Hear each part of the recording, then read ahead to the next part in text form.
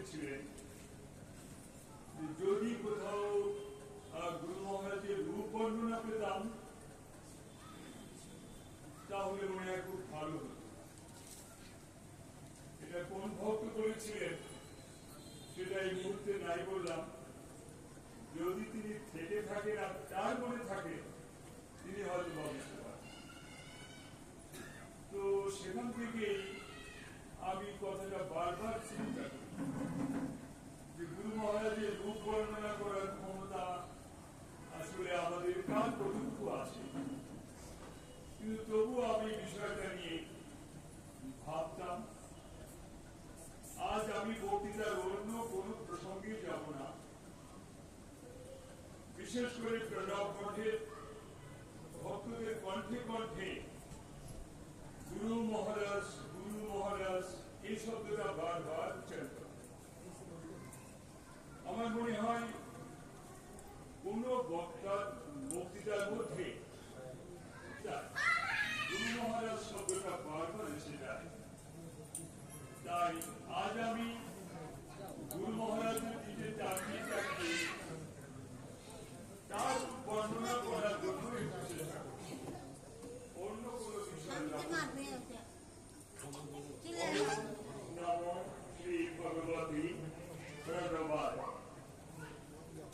जो भी अहो आवाज गुरु महाराज हमारा मौन में आना है, तभी एक श्रद्धा भक्ति और शुद्ध प्रेम का भाव हमारा मन को अंदर में जागृत होता है। अर्थात যখন আমরা গুরু মহারাজ এই শব্দটাই করি এবং গুরু মহারাজ এই শব্দটা আমাদের মনের মধ্যে আসে, তখন একটা শ্রদ্ধা ভক্তি এবং শুদ্ধ প্রেমের ভাব আমাদের মনের গভীরে জাগ্রত হয়ে যায়। उसी खान हमारा मन को आकर्षण करने वाला प्रणब मठ और भारत सेवाश्रम संघ का महान संस्थापक आचार्य स्वामी प्रणवानंद जी महाराज का एक सुंदर तबियत हमारा हृदय को तंदूर में उद्भासित होता है और मनुष्यचक्षु में एक साथ अंकित हो जाता है।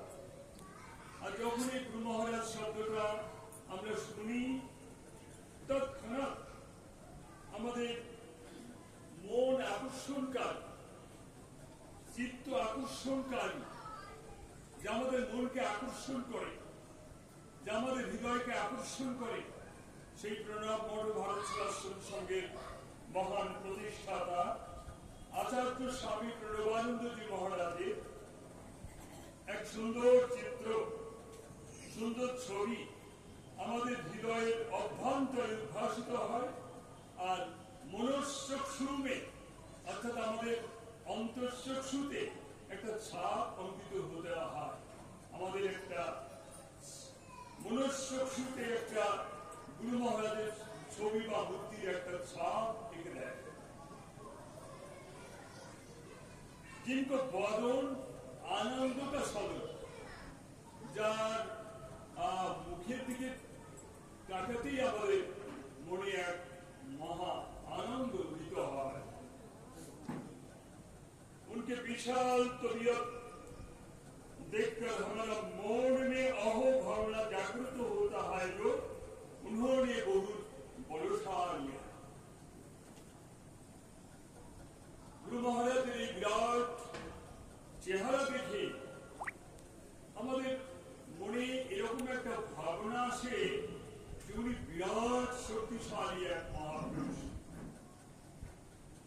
शरणागत भक्त को विपद आपद से रक्षा करने के लिए उन्होंने वाम हस्त में विराट त्रिशूल धारण कर प्रसन्न भाव से एक ऊंचा आसन पर बैठा।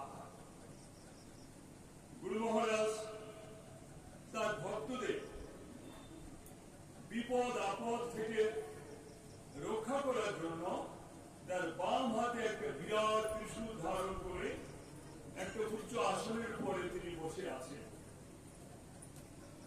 उनका हास्यमय मुखमंडल शतदल कमल की भांति समान है।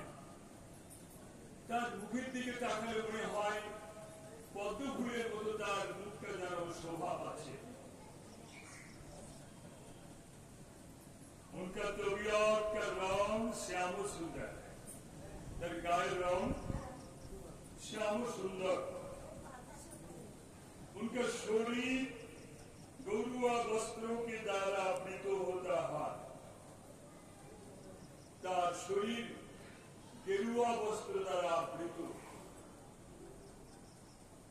उनका सुंदर लंबा घुघराले केश राशि, उनका सदल कमल की भांति मुखमंडल का दुधार में बर्तन तक झूलता रही है।